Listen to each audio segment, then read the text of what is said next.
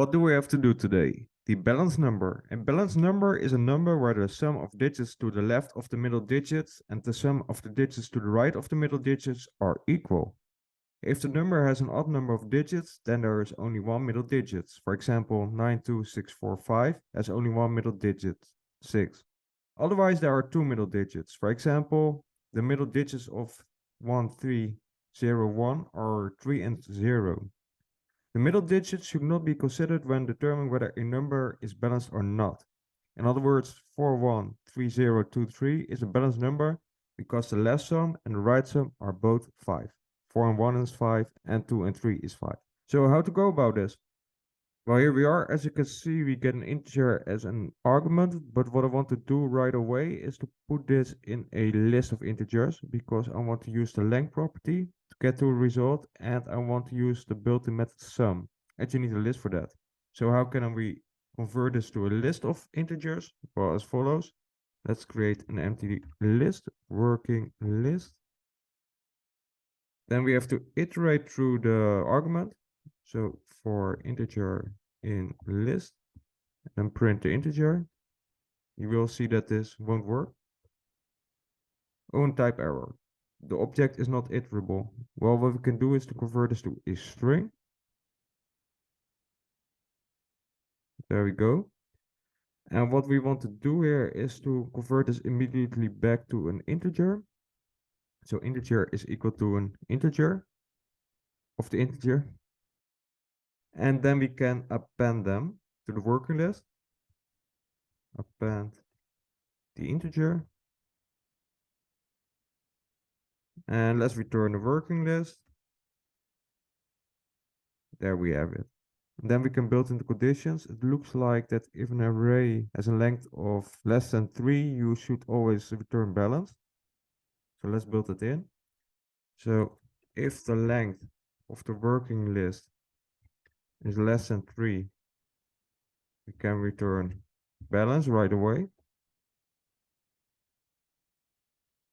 And then we should probably make a distinction between arguments that have an odd length and arguments that have an even length. So if the length of the working list modulo 2 is not 0, in other words, is odd, then we have to do something. Let's try something out. How can we get the left number and how can we get the right number, right? Without considering the middle number. It has probably something to do with slicing. So let's print the entire working list. And let's say that we only want the 9. We can use slicing for that with the square brackets and then the column. And from here we need the number at the start. So this is the start and this is the end. But we have to slice it somewhere. Let's use the length property again. So the length of the working list floor divided. There we have only 9. And that's what we need. And let's say that we only want the outer 9. So let's use the same line here. Let's say that we want the 9 on the right side. Then we have to slice something from the start off. So let's use this argument and put it on the left side of the column. And print again. Then we have 5 and 9. Then we should add up 1 with the index, I guess. To slice the 5 off. Yeah. And this is what we have to compare with each other. But we have to use the sum method on it. Like this. So print the sum. And there we have it. 9. And we have to use it here as well. 9 and 9. And we have to compare them. So let's use some conditions here. If those sums are equal, colon, then we can return balanced. And in other cases, else, we can return, what was it? Not balanced. There we go. Right, let's use this. We have to do the same for working list that are even. So let's change this up.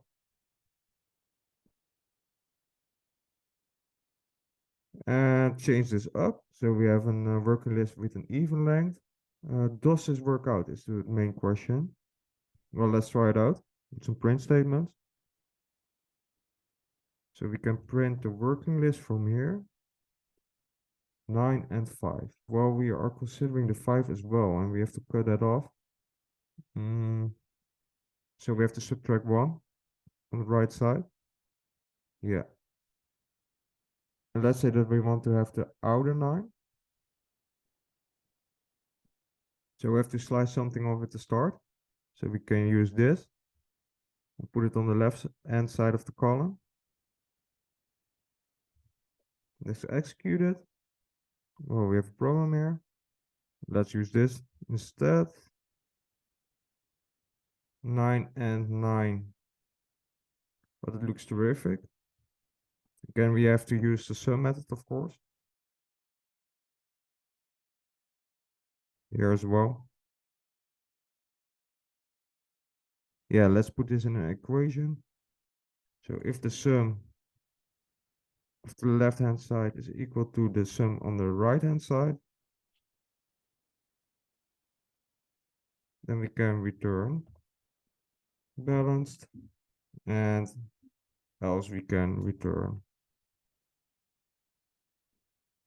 not balanced.